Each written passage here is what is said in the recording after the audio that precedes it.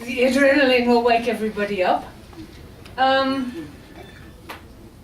As you all know, the EITI is based on the whole supposition that if we can get transparency in the revenues companies pay to governments and check what governments receive and that it's the same, and publish this, then there's better accountability to the people, and in that way you can ensure that the resource is properly used for the people. And I think we could say, you know, this is quite a pivotal conference. I mean, the rules on transparency, which lots of you have been working with, have, I think, entrenched now quite deeply the principle that you've got to be transparent when you're managing extractive resources. I think, although it's not fully done in every country, it's now widely accepted that that is how it has to be. And that is a big achievement, because it certainly didn't used to be. And of course, behind the lack of transparency, there were often money went to funny places, maybe the company didn't do a good enough, fair enough deal with your country, maybe some people in your countries were using the money in a strange way, but now at least it's opening up. But what we found in our first evaluation of the early years of work was that the accountability part is still weak. Using the figures and the transparency to communicate to people, and of course people it's ordinary people living in the country and particularly in the areas from which the resources come, but it's also parliamentarians, journalists, academics, all the people who inform public opinion in the country, so that the reports make sense to them, and you both get a scrutiny that the money's properly used, and then an informed debate in your country about how best to use these resources to create development and benefit people. And the turning point we're making at this conference in the new standard, and if there's time I hope Jonas will come in briefly after me and just say a few words on that, is to give more responsibility to the country to shape the basic rules of the EITI to serve the needs of their country. So then they have to say, not just we've obeyed the EITI rules and here's a report with lots and lots of numbers in it that often only specialists would look at, but have a plan for what the EITI will do so that everyone in the country understands what it's doing and how it can help them, and have in the reports a kind of summary of the findings. So you can say, how much resource have we got, when will it be exhausted, how much is going to governments. So people could read that summary, and any intelligent citizen who wanted to know could have a basic idea, and then you start getting a better debate in the country. Because there's a problem that goes of corruption and misuse of the money, or not getting a fair deal from the companies. There's that problem.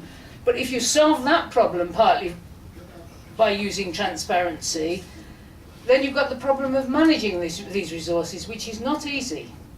I mean, we're here in Australia, you know, this is a wealthy, developed country, but there's arguments here because, you know, both about how much is mining paying to the revenues of the country, but also you'll find as you're here, it's a very expensive country because the value of the currency has gone up because mining is so strong and they've got a lot of resources and they're near to China and China's demand is strong. So any country has problems with managing these resources. So when we've dealt with the problems of corruption or not a fair share for the country, there are still issues about how to manage it as well as possible.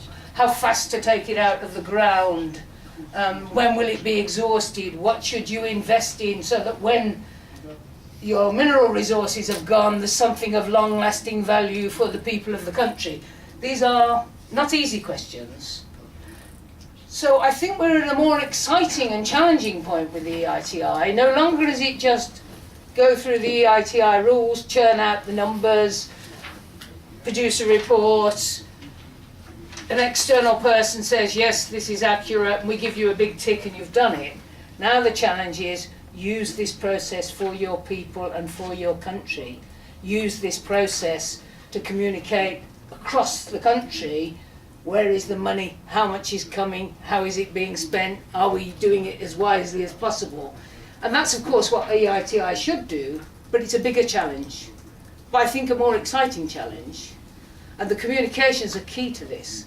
You could have the most perfect report, but if it doesn't get out there, if people don't know what's in it, if people, all those different segments of public opinion, they have to be addressed in different ways, don't they? From academics to journalists to parliamentarians to ordinary folk in mining or oil areas.